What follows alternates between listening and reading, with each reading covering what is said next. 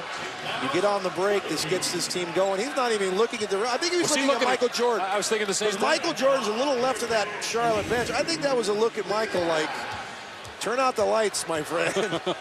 The first wave of emotion was when everyone saw me crying. Like, that was all for 52 years. Everything in sports going on in Cleveland. And then after I stopped, I was like, that one right there made you the greatest player of all time. Everybody was just talking how they were the greatest team of all time. Like, they was the greatest team ever assembled.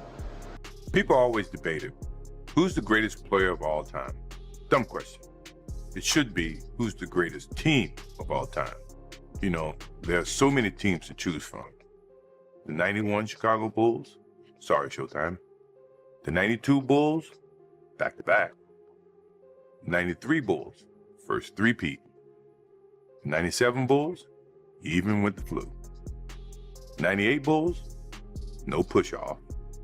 And my favorite, the 96 Chicago Bulls. 72 wins. Tough to beat that. What? You think there's someone else? Prove it. Michael Jordan finally broke his silence, and what he said about LeBron James is causing absolute chaos right now. For over 2 decades, we've watched the greatest player of all time keep LeBron at arm's length, while the entire world wondered why. No mentorship, no brotherhood, just cold, calculated distance. But now we know the truth, and it's way more brutal than anyone expected. We come to practice, he's on one leg. Like, he was hurt the second year, he was on one leg the whole year and played 82 games. Wow. And so he practiced every day, and he played every game on one leg. And so you're like, man, MJ, why don't you just sit up? How can I be the leader of the team and sit out and y'all going through all the credit? I got to be there. And it's just basketball. At the end of the day, it's just basketball. But you have to really play hard. Does that hurt you physically? No, because when I play hard all the time. There's no turn it on here, turn it off here. It's just 110% at all times. It might not be in the team's best interest, in your best interest to play all 82. Is that something you thought about at all since you made the goal? That's a goal, but we'll see. The next day, I'm available to go and be in the pro. If OBJ shows up, he might score 100. The fans are there to watch me play. I want to impress that guy, way up on top, who probably worked his ass off to get a ticket or to get money to buy the ticket. You really cared about the guy who sat in the top deck at the Palace in Auburn Hills to watch you when you came to Detroit? Yeah, because I know he's probably yelling at me, and I want to shut him up. Let's go back to where it all started. The year is 2002. Michael Jordan is still playing, grinding through his final season with the Wizards. Meanwhile, somewhere in Ohio, a high school junior named LeBron James is on the cover of Sports Illustrated. Not just any cover, the cover. Big bold letters calling him the chosen one. Before he ever played a single NBA game, the media crowned him as the next Jordan. And that right there, that was the moment everything changed. Because here's what people don't understand about Michael Jordan. This man doesn't forget anything. He keeps a list in his head of every person who ever doubted him, disrespected him, or tried to take what's his. Remember Leroy Smith, the kid who made the high school varsity team when Jordan got cut? MJ brought that up in his Hall of Fame speech decades later. He wanted everyone to know that even after 6 championships, he still remembered the guy who beat him out for a spot on a high school team. That's the level of pettiness we're dealing with. I beat Michael Jordan out in 10th grade for the varsity. I made it, and he got cut. Yes, I'm the coach who cut Michael as a sophomore. And I told him to go into math, but that's where the money was. And then there's Leroy Smith. Now, you gotta think that's a myth. Leroy Smith was the guy, when I got cut, he made the team on the varsity team. And he's here tonight. He's still the same 6'7" guy. He's not any bigger. His game is about the same. But he started the whole process with me, because when he made the team and I didn't, I wanted to prove not just to Leroy Smith, not just to myself, but to the coach who actually picked Leroy over me. I wanted to make sure you understood you made a mistake, dude.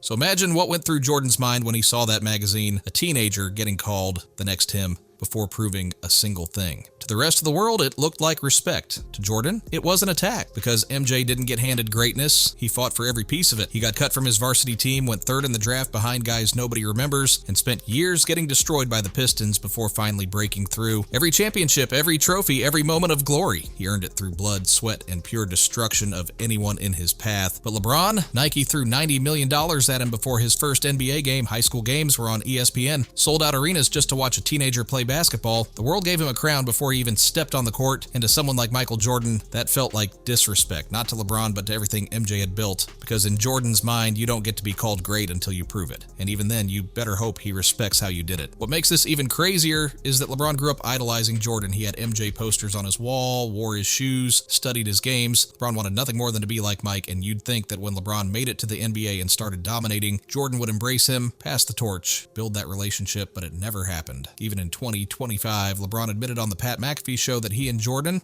are in a good spot. Not best friends, not mentor and student, just a good spot. That's the most polite way of saying they barely have a relationship at all. And here's the thing, LeBron is one of the most respected players in NBA history. Guys like Magic Johnson, Kareem Abdul-Jabbar, and Larry Bird all embraced the next generation. They passed wisdom down, gave their blessings, celebrated the torch being passed, but not Jordan. He kept LeBron at arm's length, cold handshakes, polite interviews, nothing real. And the one guy he did embrace, Kobe Bryant. Now let's talk about why Kobe got the love LeBron never did, because once you understand this, everything clicks. Kobe wasn't just inspired by Jordan, he became him. Same fadeaway jumper, same footwork, same walk, same talk. Kobe studied every single move MJ made and copied it down to the smallest detail. He even called Jordan in the middle of the night asking about moves, strategies, mindset. Kobe wanted to be exactly like Mike, and Jordan loved it. But it wasn't just about basketball, it was about personality. Kobe had that same killer instinct, that same ice-cold mentality. He didn't care if his teammates liked him. He didn't care if the media called him selfish. Kobe wanted to win, and if that meant freezing out Shaq or taking 40 shots in a game, he'd do it without hesitation. Is Michael Jordan a friend of yours? He's a good mentor, man. He's like a big brother. He is, okay. Yeah. So how regularly will you speak to Michael? I don't know. Like in a year's time? Every once in a while. Every once in a while. And Will Smith was here a few weeks ago. He was talking about Michael and how he just constantly wants to compete when it comes to everything. All the time. Literally everything. Does he do that with you? Yeah. He does? He tries, yeah. He tries? And what things does he try to compete with you? I don't know. I mean, the last time we had dinner, he was talking about my year in 1991 versus your peak year. I would have kicked your ass. I said, Mike, come on now. That's the Jordan mentality. Ruthless, unforgiving, my way or the highway. LeBron, though, he's always been different. He's a pass-first guy, a team builder, someone who looks for the open man instead of forcing the shot. To fans, that's smart basketball, but to Michael Jordan, that looks soft. In MJ's world, the alpha takes the last shot every single time. No hesitation, no passing. You live or die with the ball in your hands. And when LeBron made those big decisions, leaving Cleveland for Miami, teaming up with Dwyane Wade and Chris Bosh, Jordan saw that as weakness. Real killers don't need help. They destroy everyone alone. Everyone. That's why when Kobe died in 2020, Jordan stood there crying, calling him his little brother. You could see the pain in his face. That wasn't for the cameras. That was real emotion built on years of genuine connection. Maybe it surprised people that Kobe and I were very close friends. But we were very close friends. Kobe was my dear friend. He was like a little brother. I promise you, from this day forward, I will live with the memories of knowing that I had a little brother that I tried to help in every way I could. Please, rest in peace, little brother.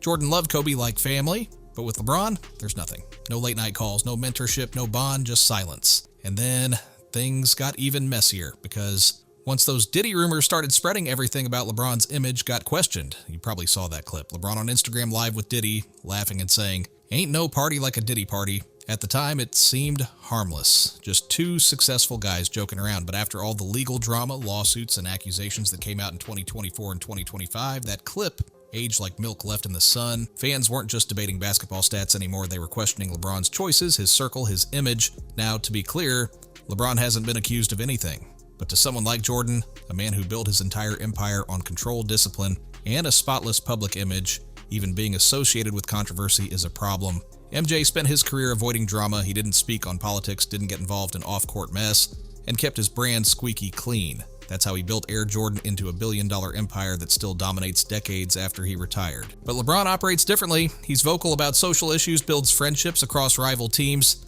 and isn't afraid to show emotion or vulnerability. To a new generation, that's leadership. But to Jordan, it's unfamiliar, maybe even threatening, because everything about LeBron represents a shift in how superstars operate. And for someone obsessed with legacy like MJ, change feels like losing control. This kind of tension isn't new in the NBA, though. The league has always run on rivalries and beef. Magic Johnson and Larry Bird? That wasn't just basketball, it was a cultural war. East Coast versus West Coast, Boston Grit versus Hollywood Flash. They carried the league by pushing each other to the edge and only became friends after the battles were over. Then came Jordan versus Isaiah Thomas. That feud was so brutal, the Pistons created the Jordan rules just to beat him down physically. And even decades later, MJ still hates him. He said it himself in the Last Dance documentary. The hatred is real and it's never going away. Even teammates beef. Shaq and Kobe won 3 championships together and spent the entire time throwing shots at each other in interviews, on the court, even in rap songs. That's the NBA at its core. Beef builds legends, drama fuels debates, and debates keep fans watching. So when people act surprised that Jordan doesn't vibe with LeBron, it shouldn't be shocking at all. Beef is part of the league's DNA. The fans expect it, the media amplifies it, and the players secretly know it builds their legend. Every cold response from Jordan gets analyzed. Every time LeBron praises MJ and gets silence in return, it becomes a headline. One comment, one clip, one reaction. That's all it takes to keep the fire burning. But here's where it gets interesting, because even without Jordan's blessing, LeBron's career has become so historic that he might be breaking through that shadow on pure force alone. We're talking over 20 years at the highest level, 4 championships, the all-time scoring record, countless finals runs, and he's still dominating at age 40. Nobody in NBA history has ever carried this level of excellence for this long. So instead of Jordan's silence ending the debate, it actually keeps it alive. On one side, the MJ loyalists hold firm. They say if Jordan never passed the torch, it means something. Real recognizes real, and MJ didn't recognize LeBron. On the other side, LeBron's fans fire back with facts, the numbers, the longevity, the impact. They say he's rewriting the rules whether Jordan approves or not, and that right there might be Michael Jordan's biggest nightmare, the idea that someone could take the throne without his permission. Because Jordan didn't just dominate basketball, he built an empire. He defined what global superstardom looked like. The sneakers, the branding, the mentality, the myth. Every superstar since has been chasing the standard he created. But when it came time to name a true successor, Jordan drew a hard line, and it wasn't LeBron James, it was Kobe Bryant. That choice shaped how millions of fans see the GOAT debate today, because in the NBA, a blessing from the previous king matters. It's like being knighted. It seals your place in history. That's what Kobe got. Jordan's mentorship made him the chosen heir. Not because a magazine said it, but because Jordan proved it. He trained him, praised him, and when Kobe passed, MJ cried like he'd lost family. LeBron never got that, and that missing piece changed everything. Every time the media tries to crown him as the GOAT, critics pull the same card. If he's really that guy, why didn't Jordan ever embrace him?